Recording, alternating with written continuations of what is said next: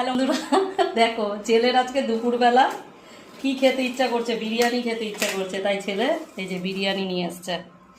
আর বিরিয়ানিটা হচ্ছে মটন বিরিয়ানি। তো দেখো এই যে সামনেই দোকান, দোকান থেকে নিয়ে আসছে।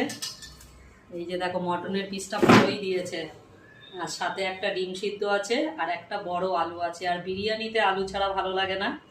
তো এটার দাম নিয়েছে 150 টাকা। দারুণ হয়েছে।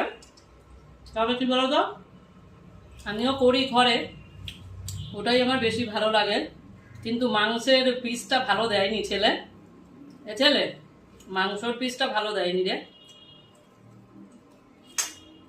আর এটা ভালো দেখে মাংস আনতে পারলি না? রাজু দাকে বলতে পারলেন না এটা ভালো দেখে মাংস দাও?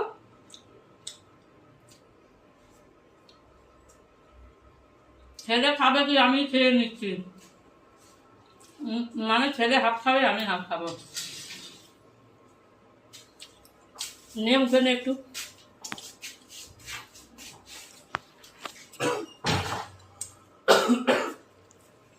আর খিদে পেয়েছে আমার খুব।